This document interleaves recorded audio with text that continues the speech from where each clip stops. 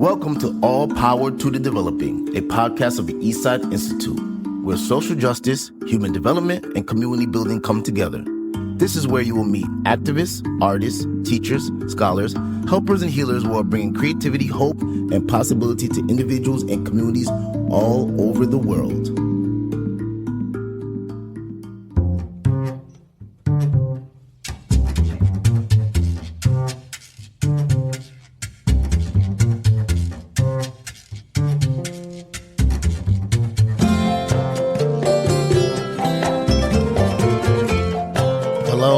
Hello. Welcome to All Power to the Developing. This is your host, Desiree Wanden, Des for short, and thank you so much for tuning in to the All Power to the Developing podcast. Today, we are joined by a very, very special guest. Today's guest, we're joined by a powerful artist of imagination and transformation. Our guest today is a theater artist, psychologist, and founder of ImaginAction, a global network using art as a force for healing, dialogue, and social change. Born in Medellín, Colombia, during a time of deep political violence, his early life was shaped by conflict, exile, and resilience. After being imprisoned and tortured for his activism, he was forced to leave his homeland, carrying with him not only trauma, but imagination. Blending psychology with embodied theater practices inspired by the theater of the oppressed, our guest has spent decades working with communities across the world, from survivors of war to incarcerated youth, helping people reclaim creativity as a pathway to dignity and liberation. Today, we'll explore his journey, his philosophy, and what imagination makes possible in the world we're living in now. Welcoming to All Power to the Developing, Hector Aristizabal. How are you doing, Hector? Thank you. Very good. Thanks for that introduction, Desiree. Yes, thank you so much for being on All Power to the Developing. Your work is very expansive. Your work covers, like I said here, several decades, and I'm just so happy for you to be on All Power to Developing and share this time with you. It's a pleasure. So, Hector, for those that are meeting you for the first time, like, how would you describe yourself today? Artist, psychologist, activist. I mean, you wear so many hats. I'm sure they blend at the same time and make a new hat. How would you describe yourself today? We come from that way of thinking that we fragment everything, including ourselves. But we are just human beings in evolution, hopefully evolving from the experiences that we have had in life and from trying to make sense of it and to create meaning out of what happens to us. Not only the traumas or the challenges, the difficulties, but also the many blessings that we receive from life. So I come from Colombia, and that definitely marks a lot of my life. I was in exile for half of my life and then returned to Colombia after 28 years of being outside. And I left when I was 28. So there are moments in my life that now I understand as pivotal moments of rites of passage that have been shaping who I am today and what I'm doing today. And I hope that other things will happen that might lead me in a different direction. So I am a seeker. Yeah. And someone who is very interested in experiencing life at its fullest. Yes. That's actually a beautiful term right there, a seeker. Someone just seeking out, You spoke, we spoke earlier, you said you grew up in Colombia. You grew up in Medellín during a time of intense violence in Colombia. How did growing up in that climate, growing up in that environment, and then subsequently lead you into the activism you were, how did that shape your early years of yourself?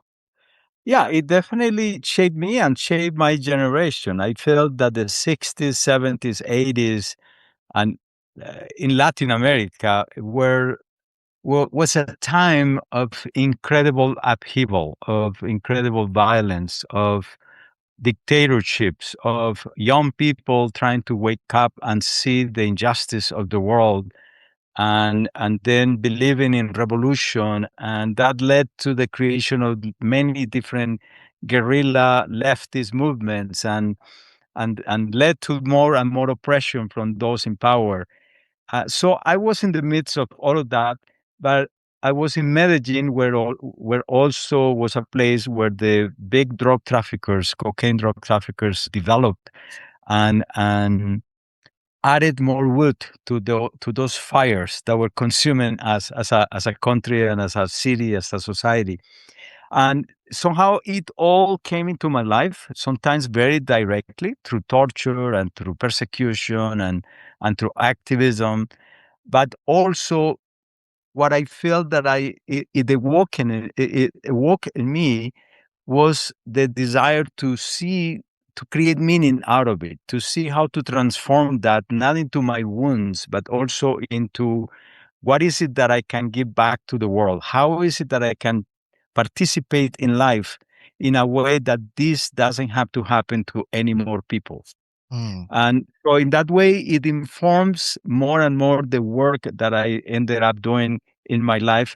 And of course, as a psychotherapist, I was trained as a psychologist and was very interested in healing, but I was also a theater artist. So that helped me transmute what was happening to me into a different language, into the language of symbolism, into the language of beauty, into the language of art.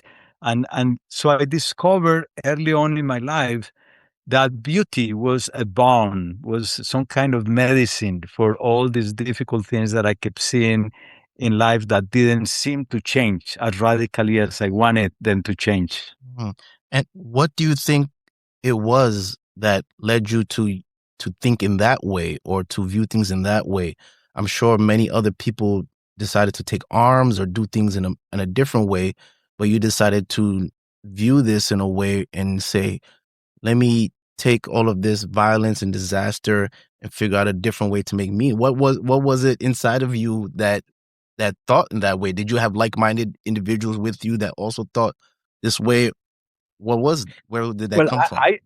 that's a complex question, my dear friend. I wish I had an answer, but I do feel that all of us are completely unique. Nature only creates originals. You know, there is no human being like any other human being.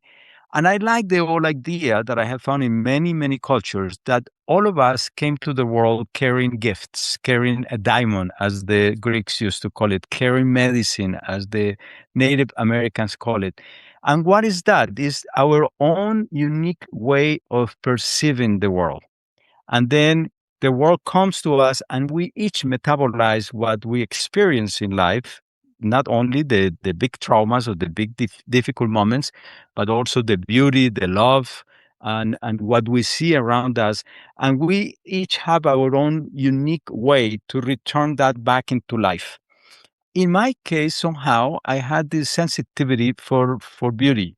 Since I was very little, when I witnessed the violence around me, the poverty, the injustice, the fact that not all of us that we didn't have the same access to the things in life that we needed to be able to survive or to evolve. And in front of that injustice, I found in literature and in stories a way to escape. And in that moment, it was probably escaping my reality, but I discovered that I was digging tunnels to another reality that was also accessible to me and was the reality of imagination, of creativity, of stories, of characters, later on of myths. So when I went through difficult moments in my life, moments of life and death, moments of rites of passage, it was that was awakening me. So while I was being tortured, for example, I will leave my body, which is something common in us as human beings. We, as sinned, we leave our bodies to not experience the physical pain and as a way to survive. And then I will fantasize. I will imagine being with my girlfriend all the time. I will imagine the stories of the characters that I have read in so many books. And then somehow I will come back. The problem later in life was how to reintegrate myself into myself, especially when I went through moments that trigger that early trauma and especially that early way of surviving that traumatic moment.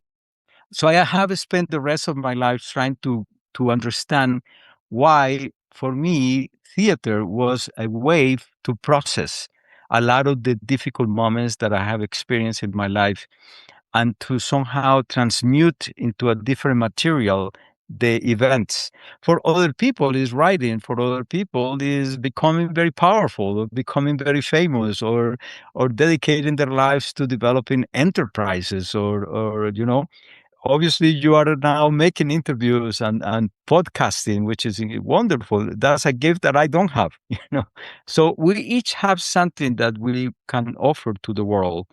And somehow our lives helps us shape and discover what it is that we have. Absolutely. Through now having to go through all the depression you were going through, you ended up being exiled from your home and having to leave and be away for a very lengthy time from your home, over 20 years. What was that? 28. 28 Yeah. years. Wow. What was that like for you to, in one instance, you're now going out into a greater world, and I'm sure collecting so many great experiences and meeting so many different people and encountering so many different ideas and everything like that. So there's a way of development there. But in another sense, now you're away from your home, which I'm sure is still in the back of your mind, maybe in the front of your mind, maybe all I- over it, left, right, front, and center, you know? Yeah. How was that for you? How was that time period for you? I mean, and it is still happening. Mm, We spend the rest of our lives integrating our experiences, and what I could have, how I could have answered that question 10 years ago is very different to what I will say today. Yes, a lot of a big part of it was I left because I wanted to survive because I was tired of burying incredible people that were being killed left and right in Medellín at the time, mostly intellectuals, artists, and especially a mentor of mine, Hector Abad Gomez. I was with him when he was assassinated alongside another doctor who was also a friend. Leonardo Betancourt. And that day I said, I'm going to leave this country. I didn't know how or what to do, what for, but I knew I didn't want to be killed and not even, I'm feeling that I couldn't do anything with my life that was of any meaning to me. And so uh, 2 years later, I was able to leave. I ended up in the United States. It was not the country I wanted to go to. I wanted to go to France to study Lacanian psychoanalysis. That was like the big interest I had at the moment. But fate, the conditions of your life, is what life offers us. And then we have to face them in order to find our destiny. So torture, exile was not my destination. Were part of the things that I have to survive in life. And and then when I was in the United States, yes, there was a part of me that was mourning all the things that I left behind, my family, my friends, the people I love, my language. But then I had to recreate, reinvent myself in a different language, in English, and with different values, in a very different environment. And of course, new things came to me. I was able to travel, and I was very fortunate. I discovered Augusto Boal in the United States, not in Colombia, and I started accessing a lot of different things that in Colombia would have been very difficult for me. New authors, new theories, new ways of looking at the world. And then I started traveling. After 9/11, I created a short play called Nightwing that opened the doors of the world to me. I was talking about my own experience with torture and the torture and assassination of my brother and many other people that I witnessed that disappear after being kidnapped, tortured, and killed. And so I was telling that story, and all of a sudden the world opened to me, and I began to travel to many different countries using the work of Augusto Boal, Theater of the Oppressed, and training people. And then I was invited to war zones and invited to work with psychosocial teams, training them how to use imagination, how to use theater. And then I started discovering other methodologies like the work that reconnects, like dragon dreaming, and other ways to work with communities. So I was very fortunate that I had access to all of this because I was in the United States. It would have been much more difficult, I imagine, if I just stay in Colombia. So yes, life gives us all these opportunities. It's up to us. What do we do with them? because we can just feel like, oh, I am the exiled person, I am the tortured person, I am the raped person, I am the, abandoned man or woman, or said, yes, it happened to me and I had to overcome this. And by overcoming it, we discover resources in us that otherwise might not be awakened. So because we're all ready for the lives that nature offers us. We have the tools, we have the energy, we have the resources. Yes. Thank you so much for that. We have the tools, we have the resources. It's just embedded in us and waiting to awake. When we come back from this short commercial break, we're going to speak more about ImaginAction. We're going to get deep into the creation, the catalyst of the creation of ImaginAction. And then we're going to go really deep into the restorative work that Hector has been doing with all of this time. We'll be right back after a short commercial break on All Power to Developing. Thank you very much. Hi, I'm Melissa Meyer, Associate Director of the Eastside Institute. Welcome to All Power to the Developing. I hope you're enjoying today's conversation. In each episode, we introduce you to some amazing performance activists, play revolutionaries, and developmentalists from around the world who talk to us about their creative grassroots efforts to build a better world. If you like what you hear, please follow and share the series. You can find us on Amazon, Spotify, and Podbean. We'd love to hear your comments and ideas. Like everything at the Institute, the growth of All Power to the Developing depends upon the people who create it and benefit from it. We hope you're one of them. Thanks for your support, and now back to our conversation.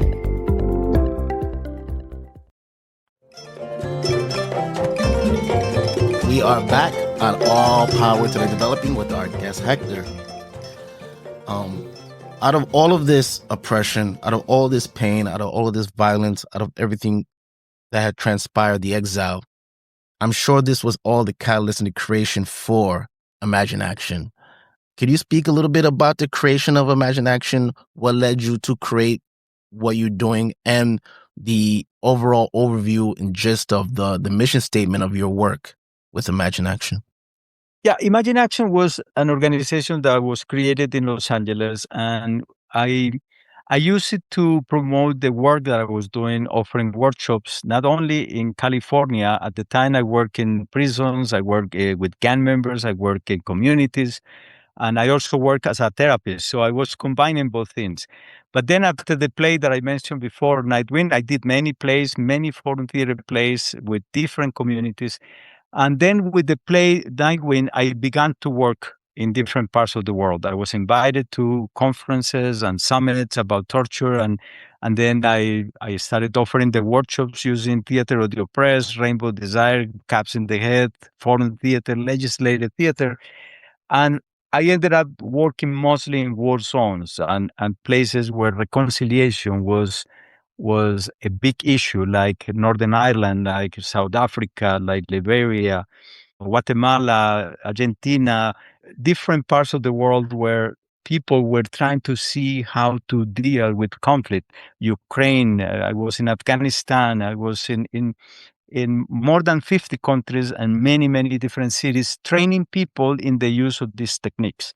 But then 7 years ago, I returned to Colombia, and I wasn't planning that, but several circumstances. I reencountered a girlfriend from my early years in Colombia, and then the peace process was beginning. The FARC guerrilla, the biggest and oldest guerrilla group in the world, signed a peace agreement with the government of the time, the government of President Santos.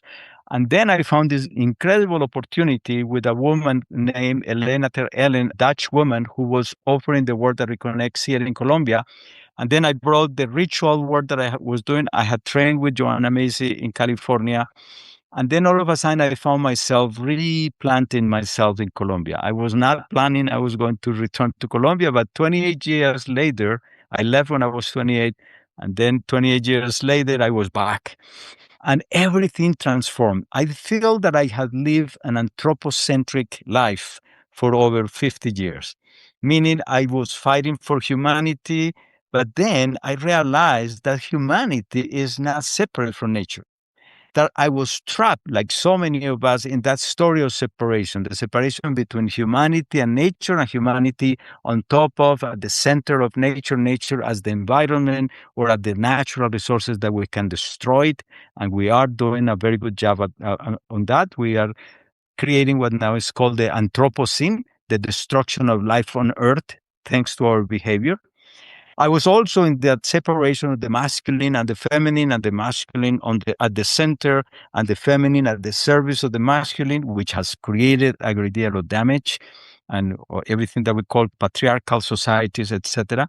And then the other big separation, just to name a few, is the separation between logos, linear thinking, rational thinking, and other ways of knowing, like intuition, like mythology, like all the ancestral ways of knowing.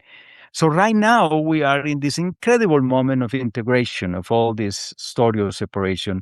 And then I found myself reintegrating into Colombia, coming back to the most biodiverse country by square meter in the world, in a moment of peace, the peace process. So I was able to bring all the different medicines that I had learned traveling around the world, asking people how do they heal, connecting to people and healing with them. So I was able to come back to Colombia, and with my friend created Reconectando, which is this project that we created at the service of the peace process of the Truth Commission. And we served the Truth Commission for almost the 4 years that it lasted, until it created the report. And then we continue working with communities, working with ex-combatants from all the different groups and victims from all the different groups, taking them into the womb of Mother Nature, of amazing places here in Colombia. And then we go through a process using the work that reconnects theater and healing rituals, because ritual is the work that my theater work led me into, is the work of healing. How do we heal in order to be able to regenerate life on Earth? How do we heal this story of separation and remember that we are part of the web of life? So that's mostly the work that I'm doing right now with Reconectando. And then I have another organization called reenacttion, in which we are bringing the best methodologies or the best practices from the so-called business world and the so-called social world, another separation, absurd separation that we have believed in for many years. No, these are human beings trying their best to create the best conditions for life, and of course making a lot of mistakes in all of them. So how do we work with the healing? How do we work with the connection to life in its wider way of understanding? And through this work, through everything you've just said, bringing all of these elements to these people, whether they've been ex-guerrilla members or victims of the violence, what have been some of the discoveries you've seen? Like, what have been some of the things the people have said themselves that they felt, that they discovered amongst this process that you're delivering to them? Well, and this is nothing that is different to my own discovery. So I think basically all of us are just trying to heal ourselves. But what we discover is that we can heal only in community. We don't heal individually. I tried that for many, many years, and psychotherapy has saved many lives and is very important, but it's not enough. So we need to go back to the way we healed before. And that's why ritual is the technology, the spiritual technology of ancestral knowledge in which humanity used to heal. Because in ritual, what we do is we take the things that had happened to us, especially the difficult things, but we don't do it as individuals. We do it as a community. We help each other go through those difficult moments, death, Yes. horrible illnesses, prison, exile, force displacement, everything, migration, war. How do we deal with that on an individual basis? It's impossible. So we do it together, and we do it with nature because we are nature, not because it is separate from us, because war is also happening to nature. We are destroying nature. All these bombs of genocide are also causing ecocide.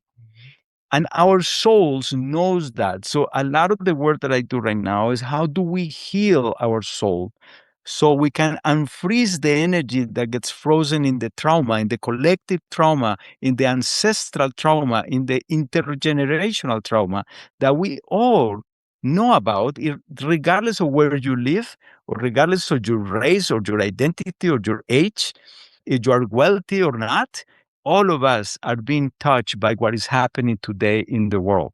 And especially today, I mean, we have so many wars happening, absurd, incredibly destructive, evil, etc. And how do we deal with that? Because it comes to us in our phones. We don't even need to turn on the phone. The phone wakes us with all the news, all these horrendous images, all these insane pretend justifications of why these countries, the free countries, are invading others and are the most creating terror, are creating what they're accusing others of being. So the ones who said, we're going to attack Iran because it's a terrorist state, are the biggest terrorists in the world today, just to name one of the main contradictions. So how do we do it? What do we do with this? In a simple sentence, modernity, all the parameters that we have lived by are collapsing. And it's important for us to hospice that death. And the way we hospice is the way I just accompanied my mom that was 96 years old and had like 3 years with dementia and Alzheimer's. And you hospice them with love. You accompany them with love. I feel we need to do that to modernity. And as this world is collapsing, and we can see the signs everywhere, a new world is emerging. And we still don't know what that looks like. I think experiences like COVID-19, the pandemic, was an incredible opportunity for us as humanity to go through a process together, a process in which the world somehow took a time to breathe, where everything that we have been told that could not be stopped, and I know horrible things happen, and I know many people die, and I know many people were forced to go back to places of incredible pain and violence, even in their own homes, that many people didn't have a home to go back to, and that there was a great deal of suffering. At the same time, somehow nature invited us to stop and reflect. What is it that we're doing with our lives? It was like an opportunity for a ritual, a rite of passage as humanity. And I don't feel that we did very good in at least in the way we responded immediately, because we immediately went back to normal, so-called normal. It was never normal to begin with. But I hope that we're still trying to learn what happened to us as humanity, what happened to nature during those moments of where we stop this madness of the industrial growth society. So it's an incredible moment, my friend, to be alive and to ask ourselves, what is our role in the world? Because most of us have been told that we are nobodies, that we have no power, that we, and that's not true. All of us, when we connect to who we are, regardless of what that means, we have something to offer the world. Yeah. I mean, in what you described with the work, to me, one of the themes is like, I would assume that to be successful in that work, there's a lot of listening going on, right? People listening to the other side to hear why they did what they did or what happened here, and have to listen to that harshness.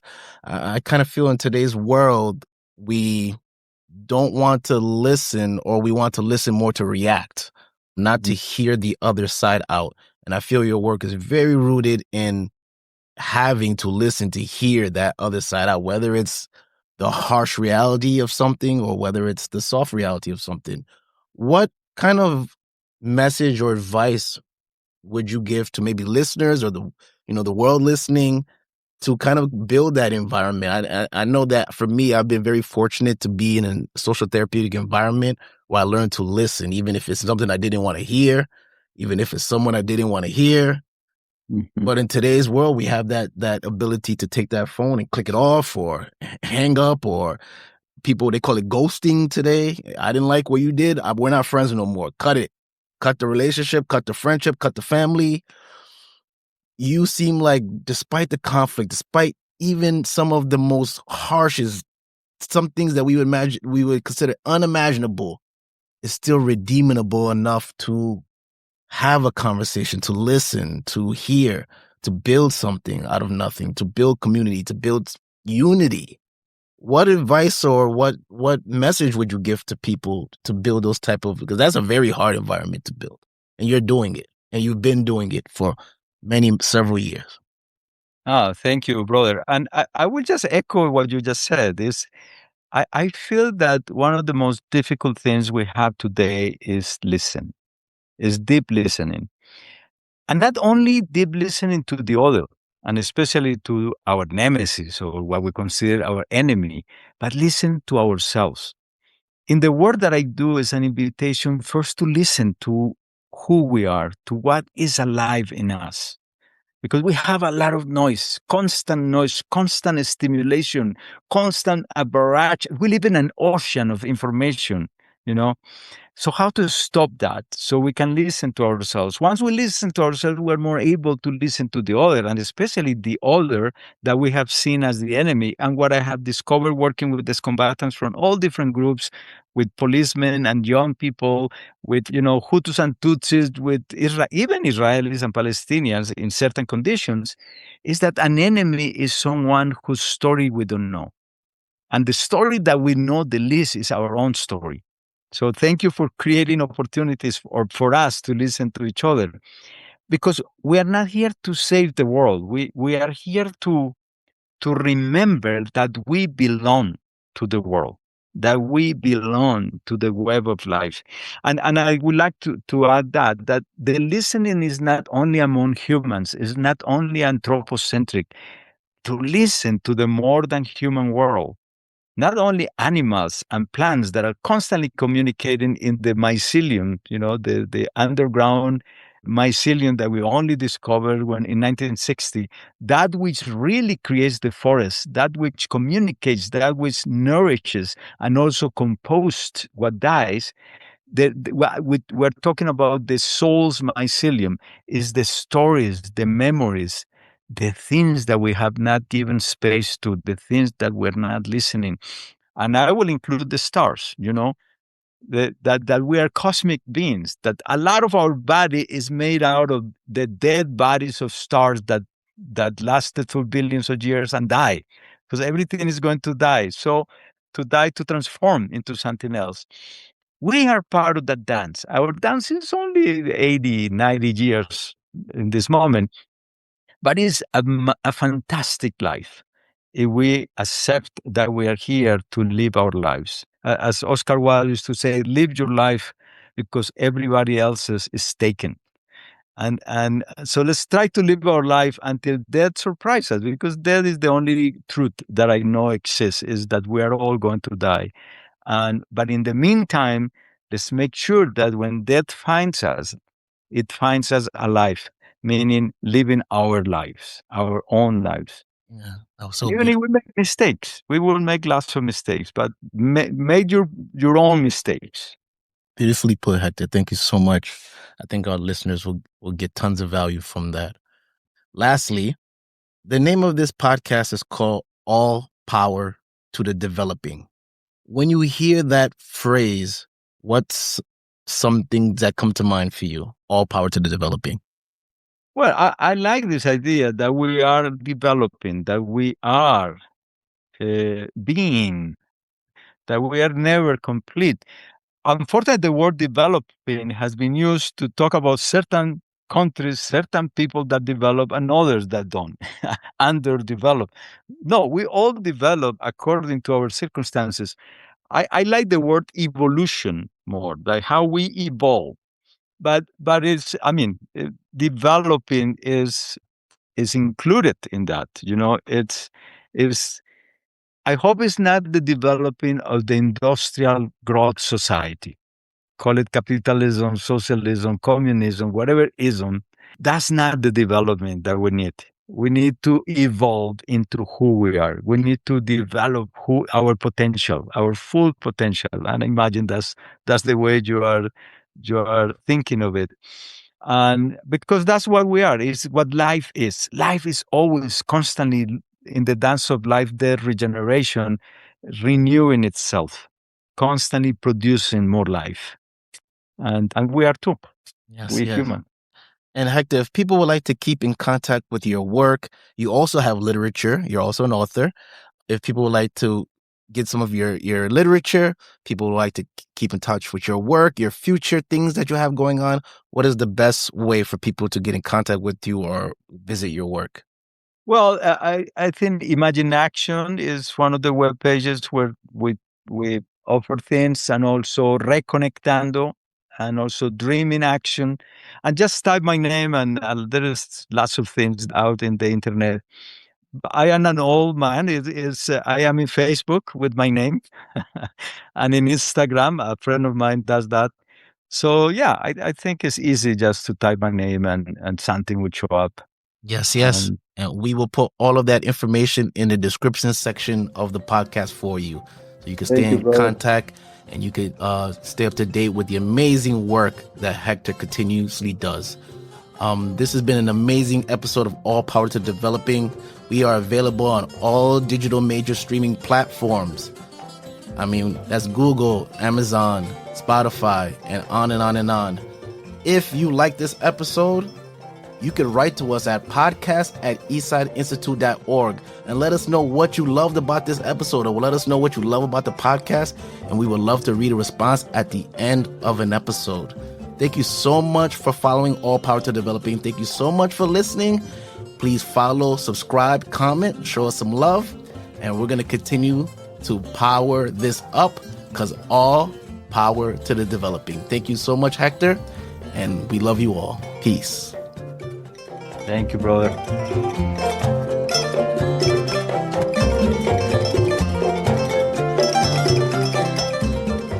All Power to the Developing was made possible in part by Growing Social Therapeutics, the Baylor Wolf Fund,